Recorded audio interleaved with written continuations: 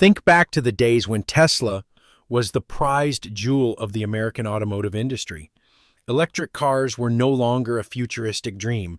They were a reality on the highways, in driveways, and on glossy magazine covers. The name Tesla felt almost mythical, synonymous with sleek design, eco-friendly innovation, and technological genius. And at the center of it all stood Elon Musk, a visionary entrepreneur with a knack for turning wild ideas into real-world breakthroughs. For years, Tesla seemed bulletproof, defying market skeptics and forging ahead with bold promises.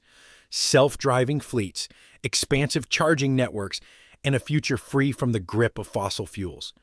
But what if I told you that beneath this shining surface, a storm was quietly gathering?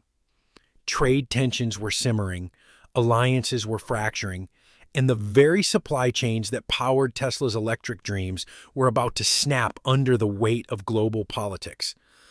In an astonishingly short span, Tesla tumbled from the peak of American innovation to the depths of an economic and reputational nightmare.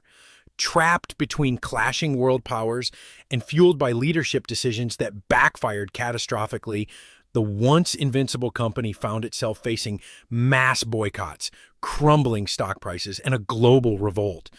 This isn't just a story about stock charts or corporate bungles, it's also about everyday people. Factory workers, line engineers, early Tesla adopters, whose lives were turned upside down as the company's fortunes collapsed. It's a cautionary tale of how one firm's success can hinge on delicate international relationships, political gambles, and the public's faith in a charismatic leader. By the end of this deep dive, you'll see how quickly that faith was shattered, how entire governments and industries capitalized on Tesla's downfall, and how the ripple effects disrupted America's economy at large. So buckle up. Over the next several sections, we'll unveil how and why this collapse happened, the personalities that fueled it, and the global forces that fanned the flames. You'll discover the hidden details, ranging from secret trade negotiations gone sour to social media firestorms that erupted at precisely the wrong time. And you'll see why the fallout from Tesla's demise became a turning point, not just for electric vehicles, but for the entire notion of American technological leadership. Ready? Let's begin. Long before international headlines spelled doom for Tesla, subtle warning signs flickered in the background. You wouldn't have noticed them unless you were searching. An offhand remark by a former Tesla engineer about production bottlenecks, a quiet exit of a mid-level manager, or a rumor that a crucial new manufacturing process wasn't hitting targets.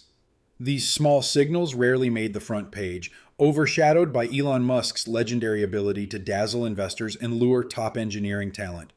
Throughout the early 2020s, Tesla's stock price soared to previously unthinkable heights. Consumer enthusiasm was off the charts. You had new owners posting daily about their car's autopilot features, acceleration capabilities, and futuristic dashboards. The Model 3 was hailed as the watershed moment for electric vehicles, accessible to the masses, highly efficient, and genuinely enjoyable to drive. Industry analysts were convinced that Tesla was on the verge of absolute market domination. Even giant automakers like GM and Ford were scrambling to catch up, rolling out electric lineups that never fully matched the cultural cachet Tesla had garnered. But behind the scenes, employees were whispering about unrealistic timelines and punishing workloads. The relentless drive for efficiency meant that every second on the assembly line counted, and missing a daily production target by even a small margin could send entire departments into panic mode. Veterans recalled Elon Musk's infamous all-hands emails that demanded extreme commitment to meet lofty targets. Not all staffers found these directives inspirational. For some, they bordered on the impossible. And while Tesla's outward messaging suggested a streamlined, high-tech operation, the day-to-day reality featured plenty of corners cut just to keep up with promised outputs. Meanwhile, Musk's Twitter presence was growing more mercurial. At times, he'd tweet breakthroughs about battery technology or hints at new products, sending the stock price surging further. Other times, his off-the-cuff remarks about various controversies raised eyebrows among regulators and overshadowed the company's achievements. For all the excitement swirling around Tesla, there was an underlying restlessness. Like everyone was collectively holding their breath, waiting to see if or when the company's luck might run out.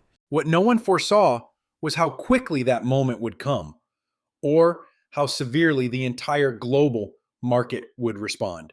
But the seeds of downfall had already been planted. Overdependence on foreign materials, mounting political tensions that Tesla appeared to brush off, and a leader who seemed to thrive on risk. Soon, those cracks would transform into fault lines, splitting Tesla's foundation right down the middle. Trade wars rarely have a single cause. They're the result of decades of shifting economic power, political posturing, and simmering disputes over imports, exports, and intellectual property. For years, the United States had tangled with major partners like Canada, the European Union, and China over everything from dairy subsidies to steel production. Under the Trump administration, these tensions escalated into outright trade battles, with high profile tariffs and retaliatory measures emerging at a relentless pace. Even after subsequent attempts at renegotiation, lingering resentments continued to shape international policy, animosities that would eventually catch Tesla in a chokehold. In the early months of 2025, frustration in Washington reached a boiling point. American policymakers, hoping to protect domestic industries, slapped hefty tariffs on steel, aluminum, and various automotive components imported from Canada, Mexico, and the EU. The intention, in theory, was to shield American workers from overseas competition and pressure foreign governments into fairer trade deals. Yet, from the moment these measures took effect, the automotive sector began to quake. Components that companies like Tesla relied on, including raw materials for batteries, specialized sensors for autopilot systems, and advanced computer chips, suddenly faced a steep cost hike. Sure, Tesla had factories in California, Texas, and Nevada, and the media often portrayed it as a homegrown success story. But delve into the supply chain and you'd discover that Tesla depended heavily on raw minerals sourced from Canada, like nickel, cobalt, and lithium, and on advanced electronics from Europe. With a stroke of a pen, those imports became significantly more expensive. Tesla, already operating on tight margins to keep prices somewhat affordable, couldn't simply absorb these costs indefinitely. At first, the company tried to mask the impact. There was hope that the tariffs wouldn't last long, that the United States would quickly hash out a compromise with its closest allies. Elon Musk publicly denounced the trade policies, but also seemed confident that Tesla would innovate its way out of the squeeze, perhaps by finding alternative suppliers or ramping up domestic production. Unfortunately, alternative suppliers in the United States lacked the capacity or the raw materials to fill the gap quickly. Each month that passed under these tariffs ratcheted up Tesla's production costs, forcing the company to either raise prices or cut corners. Foreign governments, enraged by what they perceived as American aggression, didn't remain passive. Trade relationships spiraled downward fast once tit-for-tat measures began. Canada introduced corresponding tariffs on American goods, which included, pointedly, electric vehicles. Meanwhile, the EU began drafting new regulations targeting U.S. automakers, including strict emissions and safety compliance that Tesla would struggle to meet without seamless access to its usual parts. Suddenly, Tesla's proud global expansion strategy looked more like an obstacle course, with barriers popping up in every major market. If you think this alone sealed Tesla's fate, you'd be underestimating the tidal wave of backlash that was still to come.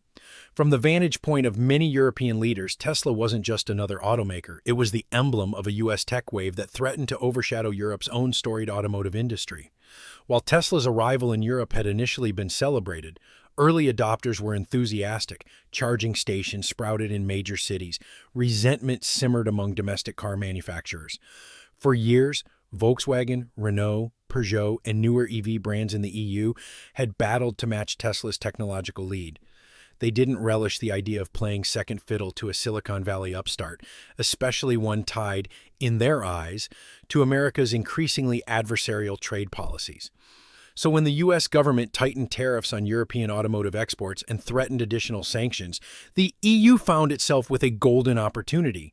By focusing countermeasures squarely on Tesla, Europe could simultaneously strike back at American protectionism and protect local EV makers from foreign competition. Within weeks, new legislation emerged that specifically targeted American electric vehicles, introducing additional import fees, stricter certification rules, and reduced eligibility for consumer subsidies if the EV in question was made in the United States. Suddenly, a Tesla that might have cost $40,000 in France or Germany soared to a price tag beyond the average consumer's reach. European customers who had dreamed of owning a Tesla now face so many bureaucratic hoops and added costs that the brand's allure began fading. Ironically, as Tesla's sales slowed, local EV companies stepped in, luring environmentally conscious drivers with cheaper models that also came with patriotic marketing angles. Pitches like, "Buy European, build our green future together." You'd see ads featuring homegrown technology, proven supply chains, and the promise that choosing a European EV meant supporting local workers. The blow to Tesla's European sales was immediate and punishing. In certain EU countries, Tesla's monthly registrations plummeted by nearly 40%. Dealerships and showrooms that once boasted steady traffic saw drastically fewer test drives. And it wasn't just about price. The media narrative shifted to portray Tesla as an extension of U.S. trade aggression. Consumer sentiment soured, with growing chatter on social media that buying a Tesla was tantamount to supporting policies that threatened European jobs. Elon Musk tried to address the crisis in press interviews, arguing that Tesla's mission transcended borders. But his appeals landed on deaf ears. European anger, both among the public and in political circles, was no longer just a trade dispute. It was personal. The EU had drawn a line in the sand, and Tesla was caught on the wrong side. This meant that a once profitable overseas market was rapidly turning hostile. Yet as brutal as Europe's measures were, the next shockwave that hammered Tesla was even more startling, given how close to home it struck. No one quite anticipated that Canada, a country often praised for its diplomacy and strong U.S. alliance, would deliver such a massive blow to Tesla. For decades, the United States and Canada had shared deeply interwoven supply chains, particularly in the automotive industry. Factories in Ontario collaborated seamlessly with plants in Michigan and Ohio, and cross-border trade had historically boosted both nations' economies. Tesla relied heavily on Canadian-sourced minerals needed for its advanced battery chemistries, which many considered a key advantage over other electric car manufacturers. But in response to the American tariffs slapped on Canadian steel, aluminum, and energy exports, Ottawa decided to retaliate in a very targeted manner. First, the government stripped Tesla of eligibility for its once generous electric vehicle rebate programs. Overnight, Tesla buyers lost thousands of dollars in potential rebates, money that often made the difference between a Tesla purchase or sticking to a conventional car. Second, and far more devastatingly, Canada threatened to limit the export of critical battery metals specifically to U.S. automakers, Tesla chief among them. The mere announcement of these constraints spooked investors, slashing Tesla's market valuation in a matter of days. Within Tesla's supply chain circles, chaos ensued. Battery factories in Nevada and Texas, which counted on Canadian minerals, scrambled for alternatives. Some tried sourcing from countries with fewer or more expensive reserves, but the complexities of shipping, mining regulations, and purity standards introduced massive delays. As the Canadian spigot effectively tightened, Tesla found itself paying premiums for lower-grade materials or waiting weeks, sometimes months, for shipments to arrive. Meanwhile, Canadian officials didn't hide their motivations. In press conferences, they made it clear that Tesla was an acceptable target because of Elon Musk's perceived alignment with U.S. trade policies. Their message was essentially, if you're going to penalize our industries, we'll penalize yours, starting with your poster child automaker. The betrayal stung deeply. For years, Tesla had enjoyed a glowing reputation in Canada, with many Canadians proud to embrace eco-friendly innovation. Now, large numbers of prospective buyers turned away, citing everything from patriotism to the newfound expense of owning a Tesla. Even the iconic Tesla supercharger network faced hurdles in expanding across Canadian highways. Local permits slowed or halted in protest. Public sentiment shifted drastically, fueled by politicians who capitalized on national pride to galvanize support for more Canadian-oriented ventures, including homegrown electric car companies that were eager to fill Tesla's void. For Tesla, losing the European market was one thing, disappointing but expected in the cutthroat EU environment. Losing a friendly neighbor like Canada, however, signified a much deeper fracture. The North American stage was turning hostile in ways that threatened the brand's entire identity. Yet, surprisingly, the most uproarious condemnation wasn't from foreign governments or political leaders. It came from right at home as Americans began to question their allegiance to Tesla.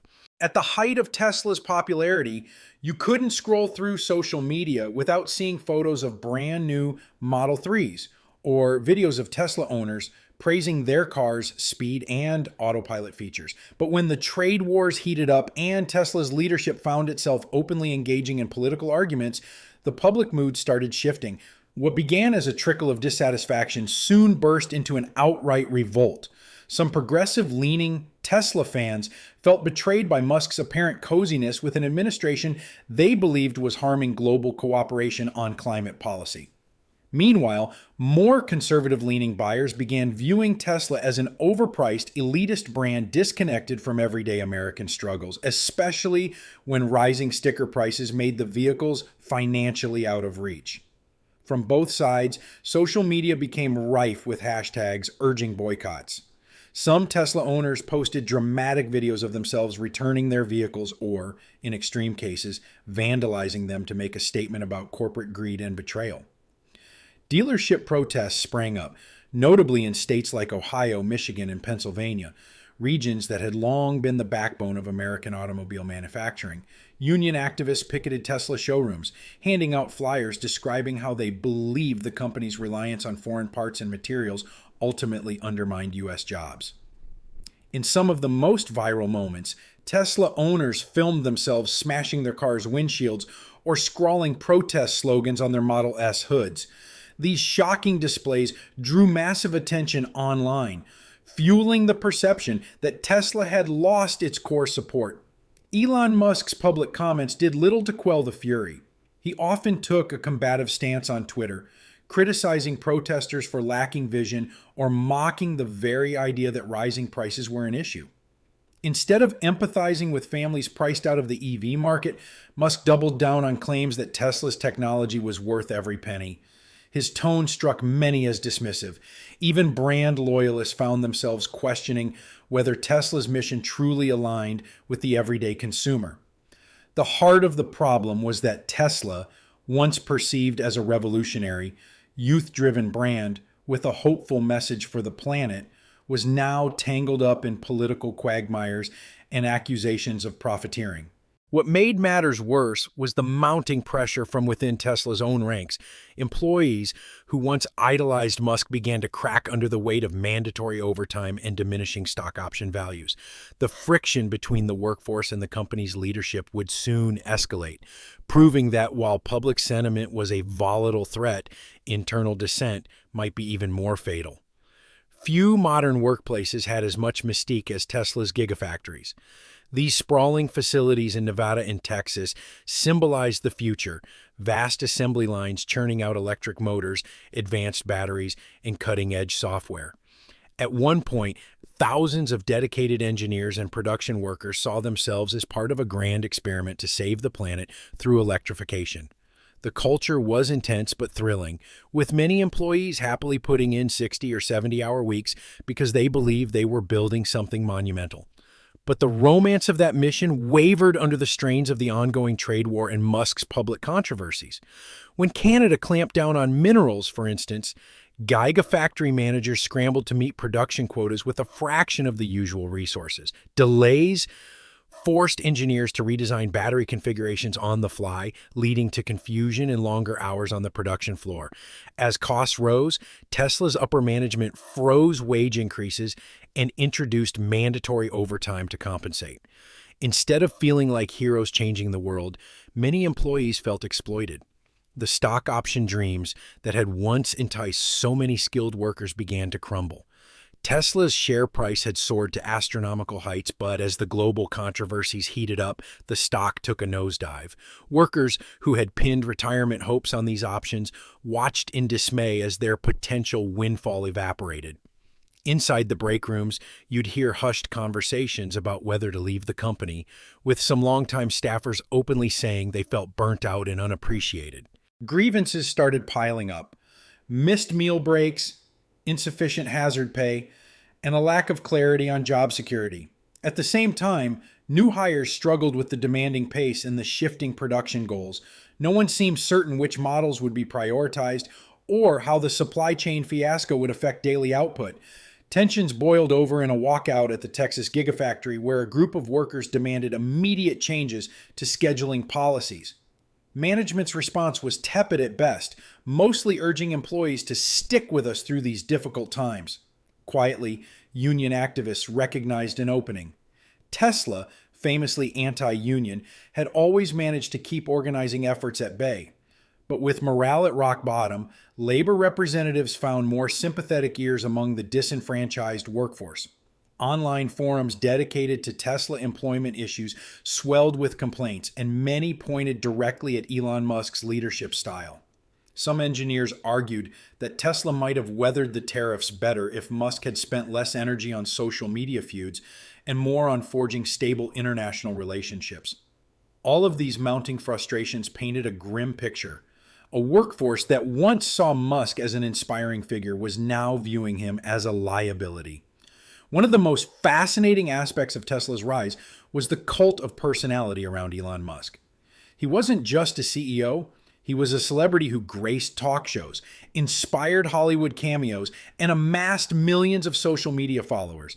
Many believed his brazen confidence propelled Tesla through obstacles that would have buried lesser companies. Yet confidence can quickly mutate into hubris under the right conditions, and that's exactly what investors began to fear as Musk's public behavior grew more erratic. After Canada's mineral blockade, Musk hopped on social media to denounce Canadian officials in scathing terms. He accused them of economic sabotage, painting them as anti-technology bureaucrats. The move played well with a small segment of fans who viewed Musk as a truth-teller standing up to governments, but it unnerved mainstream investors and global stakeholders. Rather than engage in quiet diplomacy, Musk seemed determined to pick fights. He ramped up his criticisms of European leaders too, calling them protectionist and dismissing their trade measures as backwards thinking. Major hedge fund managers and institutional investors watched these antics with mounting concern.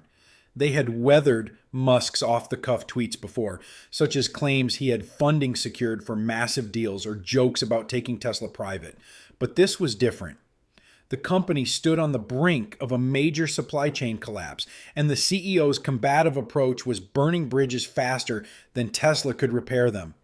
Earnings calls, once the highlight of Tesla's quarterly announcements, became tense affairs where analysts tried to parse Musk's cryptic hints about potential new alliances or supply solutions. More often than not, these calls ended with Musk taking jabs at doubters and short sellers, providing scant detail on how Tesla would navigate the trade crisis. The financial community's alarm escalated into panic when leaks surfaced about Tesla's dwindling cash reserves. Rumors suggested that the trade war had ballooned production costs, and without a steady inflow of capital, Tesla was burning through its liquidity at a dangerous pace. That was all it took for major funds to begin quietly unloading Tesla shares, hoping to exit before the broader market recognized the gravity of the situation. When these sales triggered automated sell orders, the stock plunged so sharply it prompted multiple temporary trading halts. Amid this chaos, Musk attempted to calm the storm by hosting a live Q&A. Instead of delivering reassurance, he offered dismissive commentary. "Volatility is the price you pay for revolutionizing the world," he quipped. The statement went viral, feeding critics who argued that Musk had lost touch with the realities facing everyday shareholders and employees. Just as importantly, the meltdown was no longer confined to finances. It now threatened the company's capacity to build cars at all. thanks to the looming rebellion among suppliers who were losing confidence in Tesla's leadership. This next chapter was about to reveal just how fragile the entire operation had become. And there it is. The story of how Tesla went from a starry-eyed promise of tomorrow to a cautionary fable of unbridled ambition colliding with global politics. We've traced the steps, the early warning signs nobody heeded, the crippling tariffs that backfired spectacularly, Europe's and Canada's strategic takedowns, and a domestic revolt that shattered Tesla's brand at home. In a matter of months, the company's stock plunged by billions. Employees deserted in droves, and longtime customers turned from loyal advocates to outraged protesters. But the lessons extend well beyond Tesla. Look at the battered American economy struggling under the weight of international retaliation. Look at the newly emboldened competitors, Volkswagen in Europe, BYD in China, who seized the moment to push their EV agendas to the forefront. Look at the thousands of families who lost jobs or saw their life savings wither in the stock market crash. This isn't just about one brash CEO or one set of trade policies. It's about how quickly international alliances can crumble when leaders gamble with global partnerships, and how even the most innovative companies can wither if they lose sight of their core markets and workforce. The big question remains, can Tesla rise from these ashes, or is its name forever tarnished? Elon Musk has proven time and again that he can pull off last-minute turnarounds, but never under stakes this high. And what about the United States? Does the nation have the will and the diplomatic finesse to rebuild trust with allies? Or are we witnessing a fundamental shift in economic power, with new EV champions forging a path that sidelines American leadership? Only time will tell if Tesla can salvage its future, or if Musk can step back, recalibrate, and restore public trust. The story is unfolding before our eyes, and the aftermath will shape the next chapter in the global EV race. Perhaps Tesla's collapse will jolt policymakers into forging smarter, more cooperative trade strategies, or maybe it'll serve as a dire warning that we've entered a new era of fragmentation where national interests overshadow once glowing visions of a unified global market. One thing is certain, the old certainties are gone. So where do you stand? Is Tesla's meltdown a self-inflicted wound, the result of arrogance and poor diplomacy, or was it an inevitable casualty of the world's shifting geopolitical sands? Can Elon Musk, once hailed as the Iron Man of our generation, stage a comeback, or have other EV giants already run too far ahead for Tesla to catch up? Drop your thoughts in the comments below. And if you want to stay on top of these developments, the ones that define our economic future but often go unreported in mainstream headlines, be sure to subscribe and hit that notification bell. Because in a rapidly changing world where innovation intersects with global politics, today's success can become tomorrow's downfall in the blink of an eye. The Tesla saga is still unfolding, and you won't want to miss what happens next.